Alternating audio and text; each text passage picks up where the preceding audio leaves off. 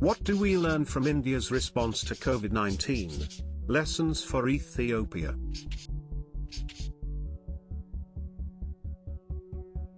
While Indian officials have implemented strong quarantine measures for the citizens, the internet is filled with striking videos of how the policemen use harsh measures to deter people from gathering in public and other violations of the rules. Undoubtedly, keeping the virus from spreading is the primary task. However, many people ask themselves whether strict regulations are acceptable ways to safeguard people from the threat of coronavirus. Nevertheless, a combination of the statistics and measures used by the Indians shows that the Indian virus-related measures are not only justified but can become a good lesson for developing countries.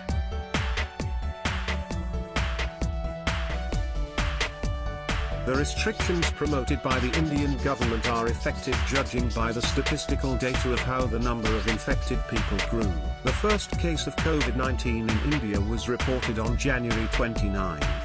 After 19 days, on February 18, India reported only 3 new cases of the disease.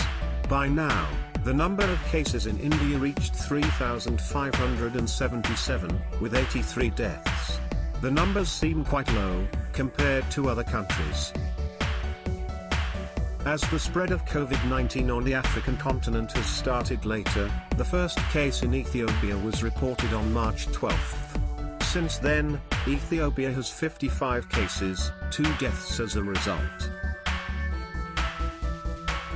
In comparison, China has demonstrated an effective response to coronavirus, but the rapid growth of the infected at the beginning was alarming. In fact, China was the country where the disease originated, and it had no hints on the best ways to act.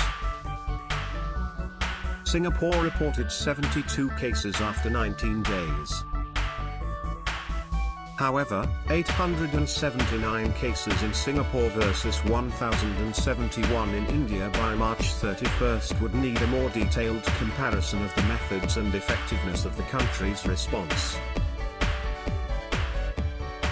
The review of the measures that the Indian government has implemented shows that the measures were strict but not prompt.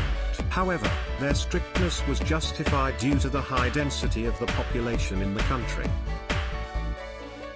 Since the first case of COVID-19, the Indian authorities claimed that the cases were one-offs, and no local transmission was identified.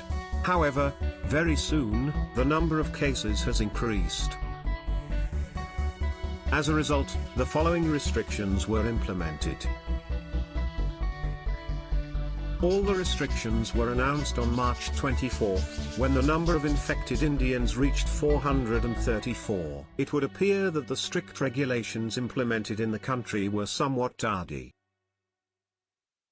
However, India has shown discipline and unity in implementing the rules. The lockdown is a recommended measure that must be announced when the spread of the disease is in the early stages. In the case of India, its large population has become one of the greatest factors that determined the strictness of the measures. The Indian lockdown has a striking scope, as all businesses were closed, including the groceries, pharmacies, and the most essential services. As a result, quarantine has become a real trial for poor people.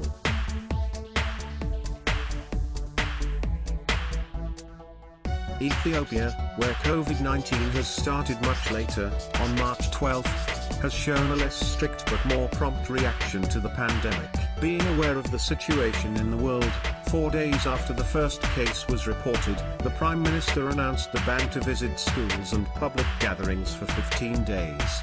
8 days after the first case report, the Ethiopian Airlines restricted flights to 30 countries and implemented the obligatory 14 days self-quarantine for the visitors of the country. As the statistics showed the increase of cases, the next step was restricting the movement of people along the borders.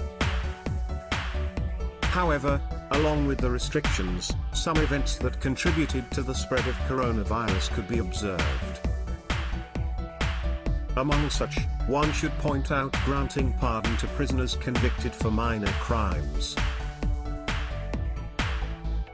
Further, the restrictions were gradually increased. By now, more strict measures for Ethiopia are recommended, and the government has issued a state of emergency. The details are still unknown. India stands out among many countries that fight COVID-19. It demonstrated low COVID rates and the unity of the population. Ethiopia should consider both the achievements and failures of India to choose the best measures to stop COVID-19 spread in the country.